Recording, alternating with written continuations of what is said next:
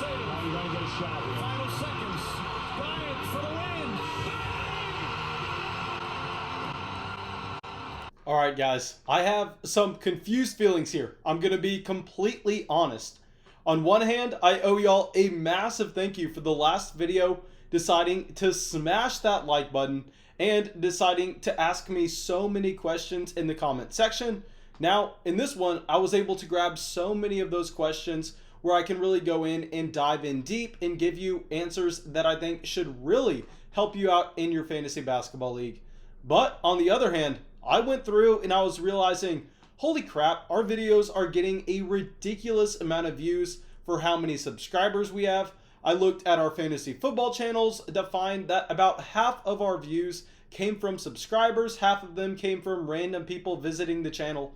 And then I looked at this one and I saw that under 30% of y'all are subscribed to the channel. So the same people that are watching every video, the same people that are leaving questions in the comment section are the people stabbing me in my back and not subscribing. Come on, what are y'all doing, guys? Press that subscribe button. And also, when I went down there to check out those statistics on our audience, I just want to let everyone know, guys, we are about to hit a milestone.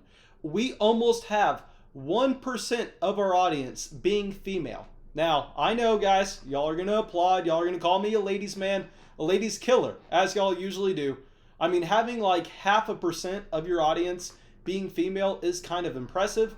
But send this video to a female friend to let them know, hey, if you are interested in fantasy basketball, this is the channel for you. Because right now, what is going on? Ladies, come on, step it up. Regardless, guys, that was mainly just a joke. This video, I'm going to be very excited to go through and answer some of your fantasy basketball trade questions. Ask some more questions down in the comments below because I'm going to be making another one of these videos really soon because we had so many questions coming into this. And yeah, let's not waste any time. And this first question coming out is going to be Kyrie Irving for Ben Simmons. And this question was asked from Mark. Mark, thank you so much for coming out and checking out the videos. And guys, I'll say real quick, this is coming off of a video where I told y'all to sell Kyrie Irving high. And with Kyrie Irving's opening day debut with James Harden and Kevin Durant both on the floor, obviously they went into overtime against the Cleveland Cavaliers. So the minutes and the usage for the big three look absolutely ridiculous. And I know a lot of people want to just look at the raw fantasy statistics put up by Kyrie Irving and go, oh my gosh, Kyrie can be productive. Kyrie can be elite, even with all these other options in Brooklyn. But I came away from that game going, God, Kyrie Irving is dead in fantasy. Kyrie Irving is an asset falling extremely fast. Because yes, he put up 37 points, and 37 points is nothing to overlook. I mean, if a player averaged 37 points, obviously, we'd be taking notice. But he did this in 48 minutes with that game going into overtime. We're not expecting Kyrie Irving to be a player to play every single game. And with playing 48 minutes, Kyrie Irving was only able to accrue 2 rebounds and 3 assists. We know Kyrie is not going to be a player racking up the defensive statistics at the same time. We know that he's not going to be a player that is incredibly efficient from the field every single game. So with Kyrie, I mean, I think this is the ultimate time to sell. After that massive game against the Cleveland Cavaliers, off of the back of that game going to overtime, off of Kyrie Irving playing 48 minutes, please guys, go out there, see what you can get. Because even with Ben Simmons on the other hand, who is only averaging 12 points a game, and he clearly is not going to give you a single 3-ball throughout the entire season, he's still giving you 9 rebounds, 8 assists, a steal and a half. And I would much prefer having Ben Simmons in that situation, regardless of if this is a category or a straight up points league, because we know we are going to get the games played by Ben Simmons. We know that he's a little bit less of a wild card. And if he's giving us all of those other categories, I think the answer is honestly simple. Okay, so now our next question is coming out from Mega, and he's asking, should I drop Draymond Green for Duncan Robinson?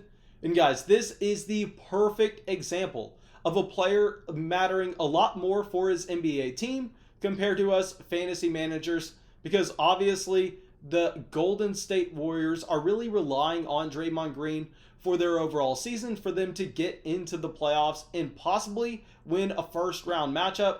But here with Draymond Green, even averaging close to 30 minutes a game, y'all are going to be surprised by this. I know a lot of people who are not been following this Warriors situations closely are going to be like, what? Because Draymond Green is averaging 5 points a game, 35% from the field, 5 rebounds, 7 assists, and a little over a steal a game. So here, I think that honestly, with Draymond Green, why are we rostering him? I mean, what is the appeal here versus a Duncan Robinson who we obviously know is going to give us a ton of production in threes? We know that he's going to have a high field goal percentage. We know that his points should be there. Right now, he's averaging 15 points a game, 4 rebounds, and an assist and a half. So here, it's a little bit harder if we're talking about a category league and possibly you were trying to beef up your rebounds and assist. But if we were talking about a strictly points league here, I mean, I honestly, either or, I really just want to stay away from Draymond Green because even if this is a category league, not only is he tanking you in the points category, but also the field goal percentage at the same time. Draymond Green's 30 years old. He's not getting any better anytime soon. So yeah, I think that I would rather have Duncan Robinson, but let me know what y'all think down in the comments below because I could easily be wrong on this one. Okay, so now our next trade question is going to be coming out from Christian. And this one is, should I trade De'Aaron Fox for Jimmy Butler? And here, I'm not going to really dive into Jimmy Butler's per game averages just because we really have not gotten a chance to see Jimmy Butler in 2020 so far. We know that he's been a player that has had to miss a good amount of games, with just the entire COVID situation being a massive debacle in the NBA this season. But on the other hand, with De'Aaron Fox, I mean, this is a player that is truly stepping up in, I believe this is his 22-23 age season. I mean, right now he's averaging 31 minutes a game, 21 points a game, 48% from the field. We know he's going to give you okay 3-point production, 6 assists, a steal and a half as well. So this is a very intriguing situation where De'Aaron Fox looks like he is making that jump up. We know that the Kings have some of the worst defensive players in the entire NBA, leading to them having the worst defense in the entire NBA. So we could possibly see just so many possessions for De'Aaron Fox and this Kings rotation. But I think at the end of the day, we are going to be expecting Jimmy Butler to be a much better asset when he is able to come back, when he is able to start logging games for the Miami Heat. So here, it's close, but I think we go with Jimmy Butler. All right, so now our next question is going to be coming from Ollie, and this is going to be right after our sell high video where I tell y'all to sell Andre Drummond high because of Jarrett Allen coming in. And right now he's asking us, should I trade Andre Drummond for Julius Randle? And short answer is yes. I mean, this makes so much sense right now with Tom Thibodeau just giving a ridiculous amount of minutes to Julius Randle, who's averaging almost 38 minutes a game. I mean, 23 points a game, 48% from the field. Okay threes, to be honest, so he's definitely going to be beating Andre Drummond there for nobody's surprise. But also 6 assists a game. This is not something I was expecting from Julius Randle. 11 rebounds, but that is mainly just coming with the overall minutes. And I know if we want to look on the other hand, Andre Drummond truly looks like an elite option in fantasy basketball at this point. But his averages are without Jarrett Allen in the lineup.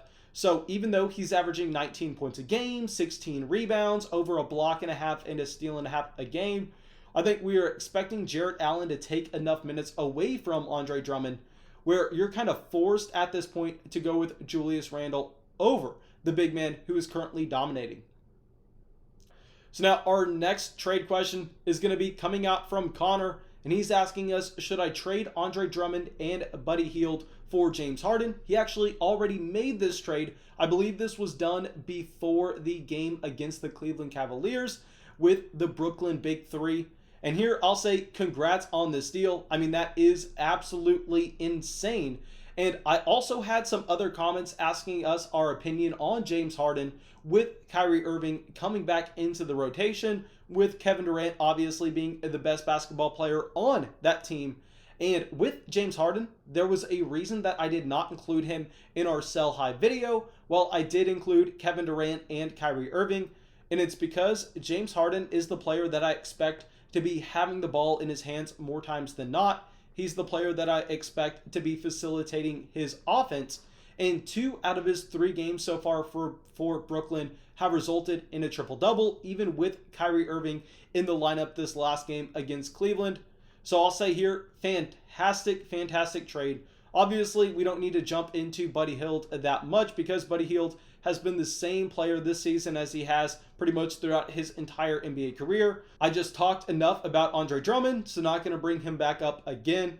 And with James Harden, definitely going to be a lot lower in terms of his usage than he was in Houston, but still someone that is one of the best offensive players in the entire NBA. Still someone that's going to be racking up assists, points, rebounds.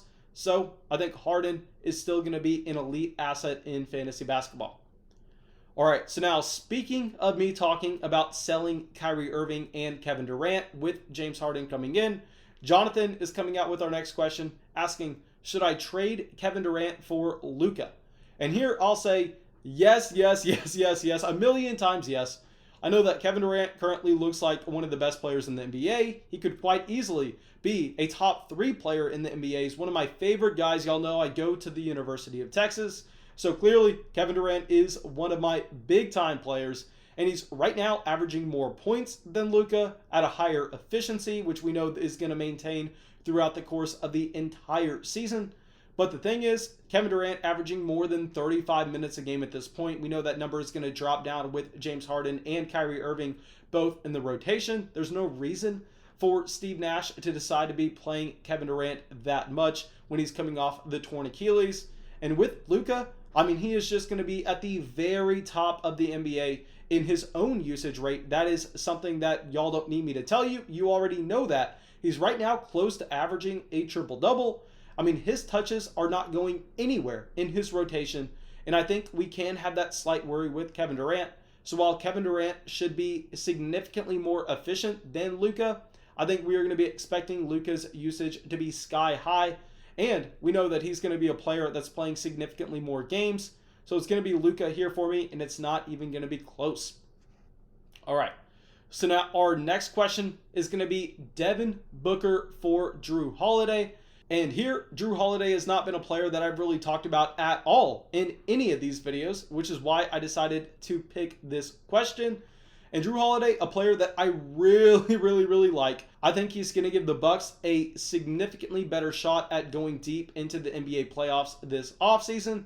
But let's dive into the numbers so far with what we've seen from these players. And obviously, Devin Booker is having a down year up to date. Currently only 24 years old too, so you'd expect him to be able to continue to progress on what he did in prior seasons.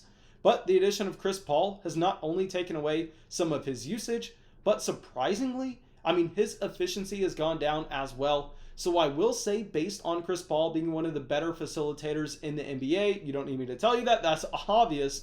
I think we are going to be expecting the efficiency for Devin Booker to rise throughout the course of the season. I think right now he's just going through a little bit of a cold stretch where he's shooting about 34% from 3, 47% from the field. I mean, 22 points a game. You know he's not going to give you rebounds or assists at a high level, which is why we were avoiding him at the back half of round 1 in fantasy basketball drafts this offseason. And on the other hand, with Jrue Holiday, I mean, he's giving you 32 minutes a game, almost 16 points, 49% from the field, 39% from 3, 4 rebounds, 5 assists. And I guess the only reason that someone would be considering this trade is that Jrue Holiday is also giving you over 2 steals a game. But while I love the player in Holiday, honestly, it's not going to be close for me, where generally I am not going to be ranking these scoring first players high in a Devin Booker, but I think that he is significantly more valuable here than a Jrue Holiday.